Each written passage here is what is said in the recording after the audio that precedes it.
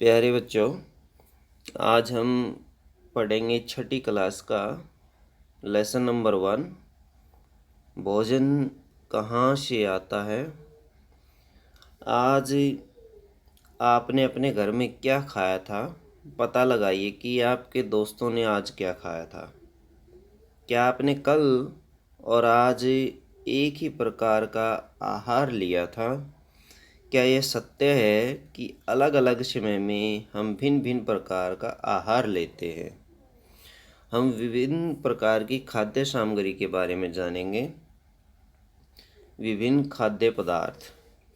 विद्यालय में अपने दोस्तों से उन खाद्य पदार्थों की जानकारी प्राप्त कीजिए जो वे पूरे दिन में खाते हैं। यदि वे विभिन्न राज्यों के रहने वाले हों तो उनसे यह भी जानकारी प्राप्त करने का प्रयास कीजिए कि अपनी नोटबुक में सारणी 1.1 की तरह यथासंभव अधिक से अधिक दोस्तों द्वारा खाए जाने वाले विभिन्न खाद्य पदार्थों की जानकारी प्राप्त कर सूचीबद्ध कीजिए।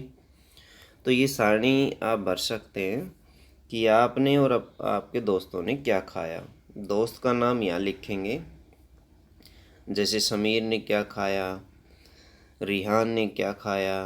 उसके बाद यहाँ फिल कर सकते हैं, पूरे दिन में खाए गए खाद्य पदार्थों के बारे में आप लिख सकते हैं। जैसे ये कुछ खाद्य पदार्थ चित्र में दिखाए गए हैं। आप अपने भोजन में हम अनेक प्रकार की चीज़ें खाते हैं। खाने की ये सभी चीज़ें किससे बनी होती है। पके चावल के बारे में सोचो। हम कच्चा चावल लेते हैं, उसे पानी में उबालते हैं। उसे तैयार करने में हमें दो पदार्थों या संघटकों की आवश्यकता होती है। दूसरी ओर कुछ भोजन तैयार करने में हमें कई संघटकों की आवश्यकता होती है। हम सब्जी बनाना चाहते हैं तो अलग अलग प्रकार की कई प्रकार की कच्ची सब्जियां, नमक, मसाला, तेल आदि की आवश्यकता पड़ती है। क्रियाकलाप देखिए। सारणी 1.1 में, ये सारणी 1.1 है, मैं सूचीबद्ध कुछ खाद्य पदार्थों को छांटिए और अपने दोस्तों और घर पर चर्चा करके जानकारी प्राप्त कीजिए कि इनको बनाने के लिए कौन कौन सी सामग्री चाहिए। इनको सारणी 1.2 में सूचीबद्ध कीजिए। वस्तु का नाम और उसमें प्रयुक्त कच्ची सामग्री के कुछ उदाहरण लिखिए। जैसे रोटी बनाने के लिए क्या क्या चाहिए, आटा और जल। दाल बनाने के लिए क्या चाहिए, कच्ची दाल, जल, नमक, तेल अथवा घी और मसाले। इन सब की ज़रूरत पड़ती है। हमने क्या देखा।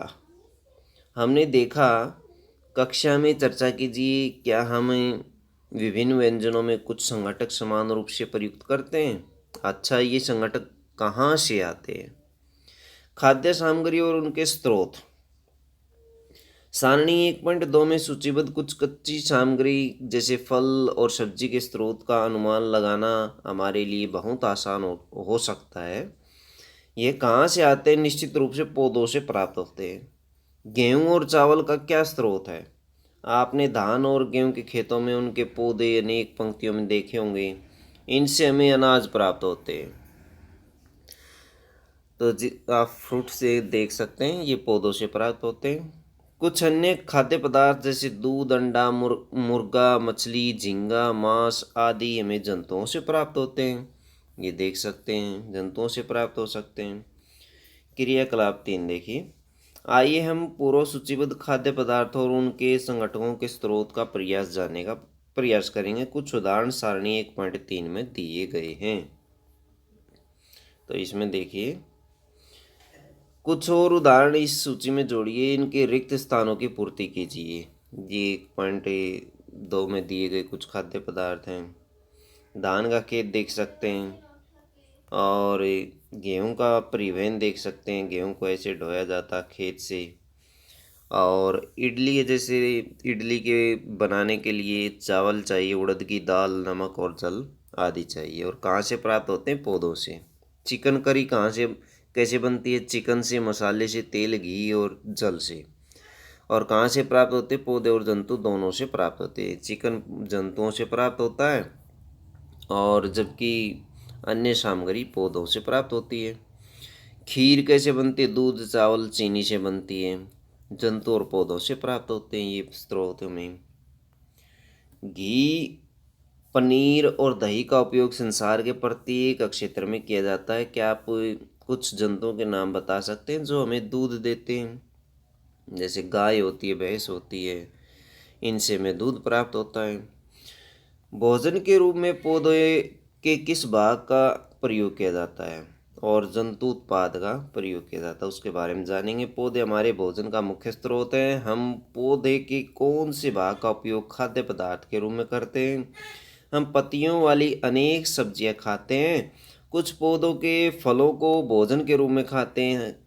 कभी हम जड़, कभी तना तो कभी पुष्प भी भोजन के रूप में खाते हैं। कभी आपने सीताफल अथवा काशी फल के फूलों को चावल की पिट्ठी में डुबोकर व तलकर पकौड़ी बनाकर खाया होगा। इसका प्रयत्न कीजिए। पौधा देख सकते हैं आप, ये जड़ है, नीचे वाला इसको मूल तंत्र कहा जाता है, प्राथमिक मूल, द्वितीयक मूल। ये कलिका है, पत्तियाँ, तना, फल, पुष्प, ये प्रतंत्र कहलाता है पौधे का।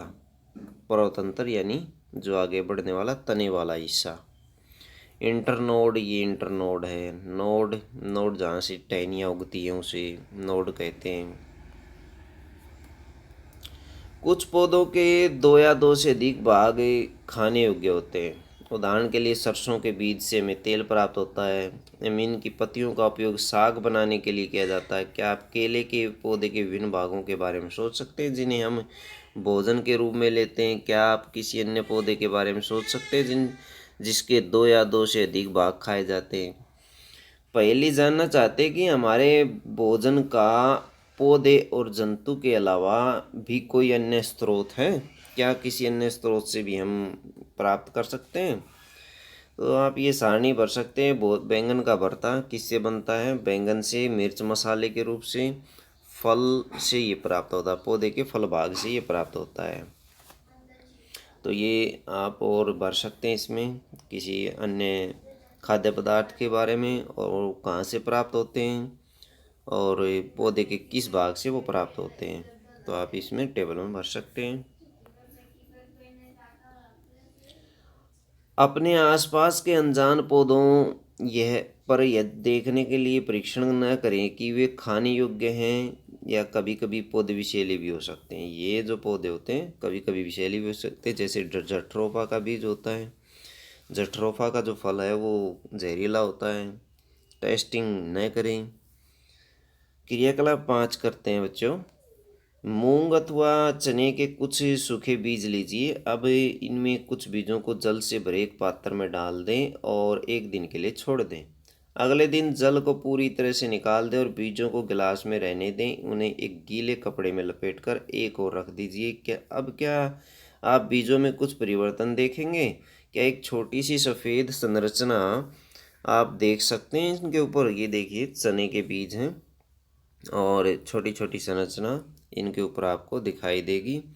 ये बीज अंकुरित हो गए हैं और अंकुरित बीज इस तरह से दिखाई देते हैं। ये वाले बीज देखिए मूंग के अंकुरित बीज, ये देखिए इनके ऊपर छोटी छोटी सफ़ेद संरचना निकल आती है, बीज से बाहर निकल आती है। यदि हाँ तो बीज अंकुरित हो गए हैं। यदि नहीं तो बीजों को पानी में धोएं, पानी निकाल दें और गीले कपड़े से ढककर अगले दिन के लिए उन्हें छोड़ दें। क्या उस दिन आपको बीजों से बाहर निकलता हुआ एक छोटा सा अंकुर दिखाई देता है? अंकुरों को सावधानी से धोकर आप इन्हें खा सकते हैं। ये उबाले भी जा सकते हैं। इनमें कुछ मसाले मिलाने पर खाने के लिए एक स्वादिष्ट अल्पाहार तैयार हो जाता है। तो बच्चों ये थे बीजों का अंकुरण कैसे कर सकते हैं हम। पानी में भिगो करके अगर एक दिन में वो अंकुरित न हों तो उन्हें कपड़े में लपेट करके आप रख सकते हैं, दूसरे दिन वो अंकुरित हो जाएंगे। क्या आप जानते हैं कि शहद कहाँ से आता है? शहद के बारे में जानेंगे। ये मधुमक्खी से प्राप्त होता है। आपने छत्ता देखा ही होगा, मधुमक्खी बिन बनाया करती है छत्ते के ऊपर।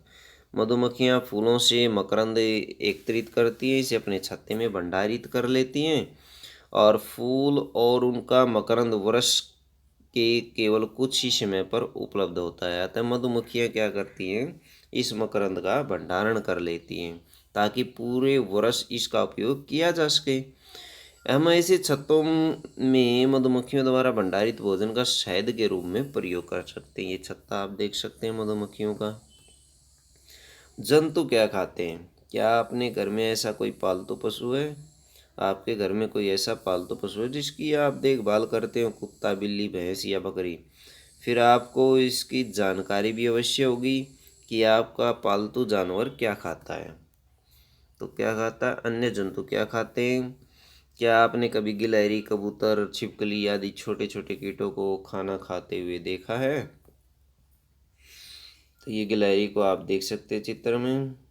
ये चित्र है गिलहरी अखरोट खाते हुए। क्रियाकलाप 6, सारणी 1.5 में जंतुओं के नाम लिखें। उनमें कुछ जंतुओं द्वारा खाए जाने वाले भोजन लिखें और सारणी में रिक्त स्थानों की पूर्ति कीजिए। तो यहाँ पर आप लिख सकते हैं भैंस क्या खाती है? घास, खली, भूसा, अनाज, पत्ती। बिल्ली क्या खाती है? छोटे जंतु, पक्षी, दूध। इसी तरह से आप यहाँ भर सकते हैं कि चूहा क्या खाता है, शेर क्या खाता है, बाघ, मकड़ी, छिपकली, गाय, मनुष्य, तितली, कौवा। अन्य अन्य में आप भर सकते हैं अन्य जंतुओं के नाम कि ये क्या क्या खाते हैं। हम जानेंगे जंतुओं के प्रकार। पहला है शाकाहारी जंतु। कौन से होते हैं? जो पादप उत्पाद खाते हैं, यानी पेड़ पौधों को खाते हैं, घास खाते हैं, उन्हें शाकाहारी जंतु कहा जाता है। मांसाहारी जंतु किन्हें कहते हैं? ऐसे जंतु जो प्राणियों को खाते हैं, जैसे शेर हिरण को खाता है, और जैसे मुर्गे को भी खाया जाता है, अंडे खाए जाते हैं, वो मांसाहारी होते हैं। सर्वहारी जंतु, ऐसे जंतु जो पेड़ पौधों को और जंतुओं दोनों को खाते हैं। यानी शाकाहारी क्या खाते थे? पेड़ पौधों को खाते थे, मांसाहारी जंतुओं को खाते थे, जबकि सर्वाहारी किसको खाते हैं? दोनों को खाते हैं। तो तीसरा वर्ग है सर्वाहारी।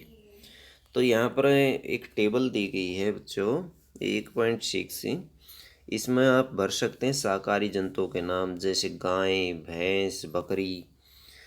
और मांसाहारी जंतुओं के नाम भर सकते हैं शेर, हाथी। इस कई जंतु आप इसमें भर सकते हैं, शेर और जंगली सूअर, इस तरह के जंतु आप भर दें। तो सर्वाहारी जंतु कौवा है, जैसे कौवा भर सकते हैं, और भी भर सकते हैं, मनुष्य भी इसमें आ जाएगा, और बिल्ली भी इसमें आ जाएगी।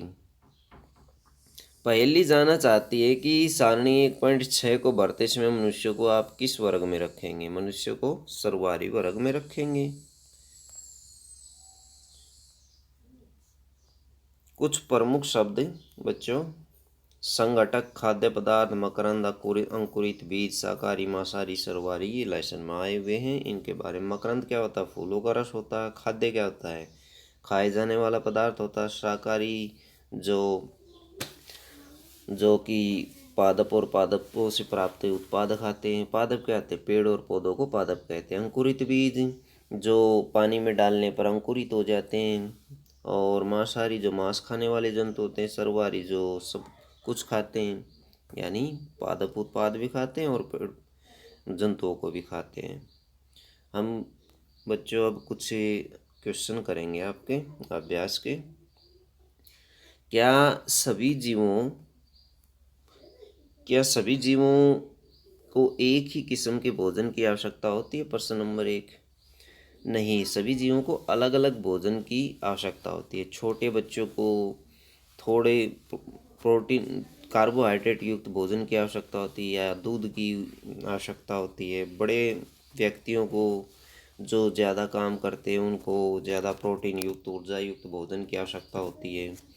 बुजुर्गों को केवल ऊर्जा युक्त हल्के भोजन की आवश्यकता होती है। तो अलग अलग भोजन की आवश्यकता होती है सभी को। 5 पौधों के नाम लिखिए और बताइए कि इनके कौन से भाग का खाद्य पदार्थ के रूप में प्रयोग किया जाता है। ये लेसन में से आप उठा सकते हैं। जैसे जैसे हम लेते हैं टमाटर।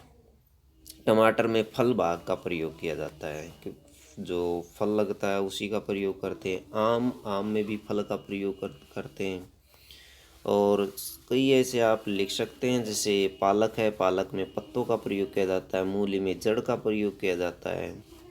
तो ये आप लिख सकते हैं। कॉलम 1 में दिए गए खाद्य पदार्थों का मिलान कॉलम 2 से करेंगे। दूध, दही, पनीर, घी इससे कहाँ से प्राप्त होते हैं? ये सभी जंतु उत्पाद हैं, तो जंतु उत्पाद से भर इसको मिलान कर सकते हैं। पालक, फूल गोभी, गाजर ये सब्जियां हैं, ये सब्जियां हैं। शेर एवं बाघ क्या करते हैं? दूसरे जंतुओं को खाते हैं, ऊपर मिला सकते हैं। और शाकाहारी क्या करते हैं? पादप और पादपों से प्राप्त उत्पादों को खाते हैं, ऐसे इसको अब मिला सकते हैं। प्रश्न नंबर 4 है बच्चों, दिए गए शब्दों से रिक्त स्थानों की पूर्ति कीजिए। बाघ एक मांसाहारी है क्योंकि ये केवल पहले में क्या आएगा? मांसाहारी आएगा।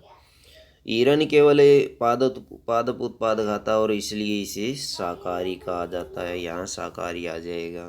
तोता केवल पादप उत्पाद खाता है, यहाँ पादप आ जाएगा इसमें। जो हम पीते हैं वह प्राय गाय भैंस, जो दूध इसमें आ जाएगा, जो दूध हम पीते हैं वो गाय भैंस बकरी से प्राप्त होता है, इसलिए इसे जंतु उत्पाद कहते हैं। और लास्ट में आ जाएगा, हम चीनी कहाँ से प्राप्त करते हैं?